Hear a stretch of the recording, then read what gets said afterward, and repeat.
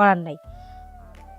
চিন্তা ভাবনা করছি আমি সৌদি আরবে যাব। সৌদি আরবের সাহেবরা অনেক ভালো, ওদের সাথে থাকার মজাই আলাদা, সবকিছুই আলাদা। বাংলাদেশে আসছি শুধু শুধু ডেবলা মার্কার স্বামীরে দেখার জন্য আসছি। এই কিছু করতে পারে না, কিছু না, যেটার জন্য সৌদি আরব গেছি। ভাবলাম যে এত বছর পর আসার পর মনে হয় স্বামী পারবে, তাহলে সৌদি আরব যাব না।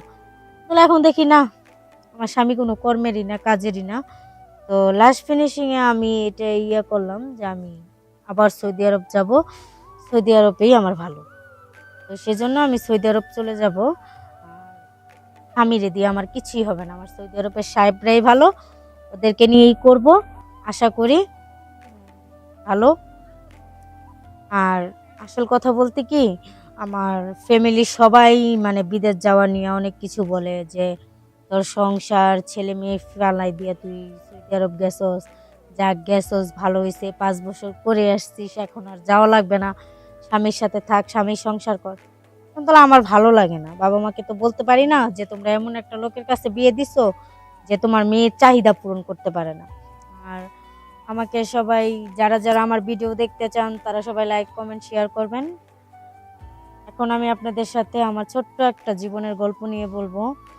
আর আসল মূল মূল কারণ হচ্ছে আমার নাম নুসরাত, আর আমার বাড়ি হয়েছে দিনাজপুর, এখানে থাকি সিলেট, এখানে থাকি।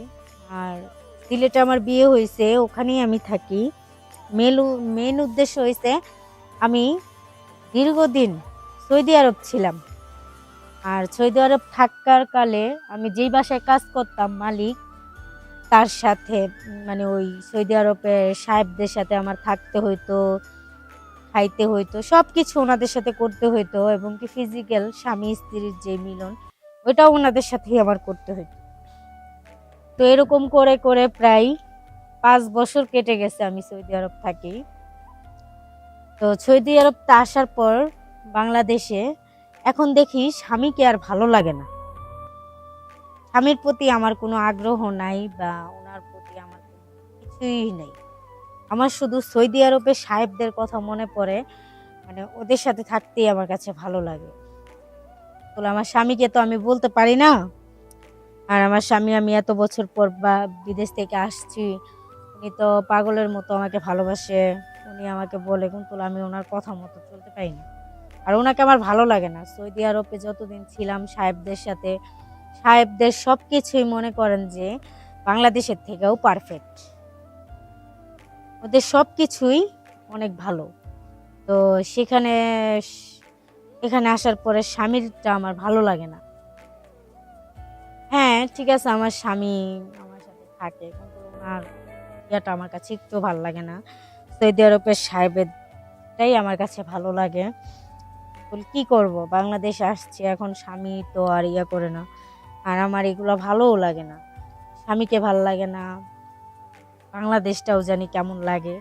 মানে সৌদি আরব থাকতে থাকতে ওই দেশের প্রতি আমার আগ্রহ বেশি হয়ে গেছে, ওই দেশটাকে অনেক ভালোবাসি। আর বাংলাদেশকেও ভালোবাসি, কারণ বাংলাদেশ আমার মাতৃভূমি, এখানে আমি জন্মগ্রহণ করছি, এটা আমার দেশ। তারপরেও সৌদি আরব খুব ভালো লাগে। আর আমার স্বামীকে আমি বুঝাতেই পারি না যে ওনার সাথে আমার ফিজিক্যাল লাইফে ঢুকতে খুব কষ্ট হয়, আমার ভালো লাগে না ওনাকে। এর জন্যই আমি মানে ওনাকে অনেক ধরনের উছিলা ব্যস্ততা দেখায় সরে থাকি, কারণ উনি আমার সাথে সেরকম ভাবে চাহিদা মিটাতে পারে না, যেটা সৌদি আরবের সাহেবরা পারতো ওইটাও পারে না। সেজন্য ওকে আমার ভালো লাগে না। তো ও তো করতে পারে না, ও আমাকে সেভাবে ভালো রাখতে পারে না।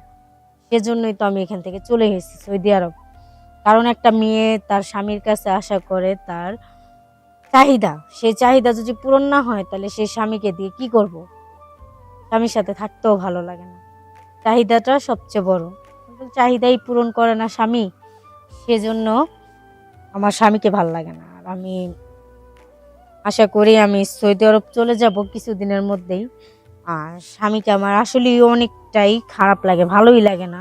কেমন দেখতে, কাজ মানে ভালোভাবে আমাকে সুখও দিতে পারবে না, ভালোভাবে আমার সাথে যৌন মিলন করতে পারবে না, তাহলে তাকে দিয়ে আমার কিছু করার নাই। চিন্তা ভাবনা করছি আমি সৌদি আরবে যাব। সৌদি আরবের সাহেবরা অনেক ভালো, ওদের সাথে থাকার মজাই আলাদা, সবকিছুই আলাদা। বাংলাদেশে আসছি শুধু শুধু ডেবলা মার্কার স্বামীরে দেখার জন্য আসছি। এই কিছু করতে পারে না, কিছু না, যেটার জন্য সৌদি আরব গেছি। ভাবলাম যে এত বছর পর আসার পর মনে হয় স্বামী পারবে, তাহলে সৌদি আরব যাব না। তাহলে এখন দেখি না, আমার স্বামী কোনো কর্মেরই না, কাজেরই না। তো লাস্ট ফিনিশিংয়ে আমি এটা করলাম যে আমি আবার সৌদি আরব যাব, সৌদি আরবেই আমার ভালো। তো সেজন্য আমি সৌদি আরব চলে যাব।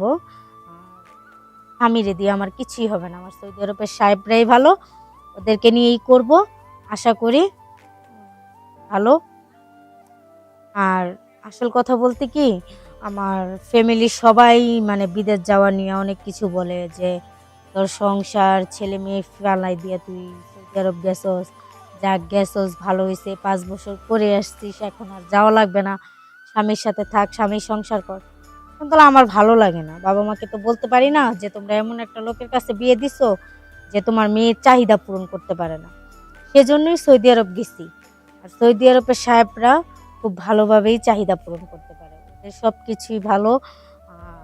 সবচেয়ে বেশি ভালো হয়েছে ওরা চাহিদা পূরণের মধ্যে এক্সপার্ট, মানে খুব ভালো পারে। সেজন্যই আমি সৌদি আরবেই থাকতে চাই, সৌদি আরবেই ভালো লাগে। সৌদি আরবের সাহেবদের চলাফেরা কথাবার্তা সব দিকটা ভালো, কাজকর্মও ভালো। কিন্তু স্বামী, যেই স্বামীর কাছে বিয়ে হয়েছে, যার জন্য বাংলাদেশে থাকবো, সে তো পারে না আমার সাথে ভালো। সেজন্যই এটা চিন্তা ভাবনা করেই আমি চিন্তা করছি আবার চলে যাব সৌদি আরব।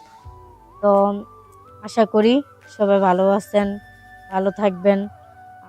সবার কাছে বলি যে সবাই আমার জন্য দোয়া করবেন।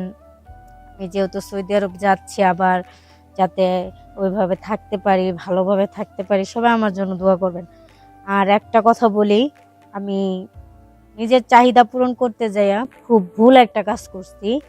স্বামী সন্তান ফালাই দিয়া 5টা বছর সৌদি আরব ছিলাম, ওখানের লোকেদের এত ভালো লাগে। এখন নিজের ছেলে মেয়ের কথাই ভাবি না, স্বামীর কথা ভাবি না, বাবা মা কেউ দেখতে পারি না, আমার শুধু ওইটার প্রতিই চাহিদা। যাই হোক, ওইটা করছি, ভালো করি নাই, খারাপ করছি, কিন্তু এখন ওইটার প্রতি আমার আকর্ষণ বেশি। তো আমার গল্পটা যদি একটু ভুল হয়ে থাকে তাহলে সবাই আমাকে ক্ষমা করে দিবেন।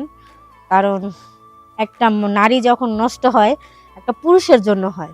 যখন ঘরের স্বামী তার বউকে সুখ না দিতে পারে, তখনই বউ আরেক দিকে নজর দেয়। কারণ স্বামী যদি ঘরে পারফেক্ট হয় তাহলে কোনো বউ যাবে না। সেই জায়গায় দেখলাম আমার যেই গাছই আমার ঠিক নাই, তো আমি আগা দিয়ে কি করব যদি আমার গুড়া ঠিক না থাকে।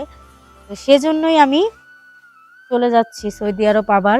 তো সবাই আমার জন্য দোয়া করবেন। আসসালামু আলাইকুম, সবাই ভালো থাকবেন। আর যারা আমার ভিডিও দেখছেন তাদের কাছে আশা করি সবাই লাইক কমেন্ট শেয়ার করবেন, আর সবাই আমার জন্য দোয়া করবেন।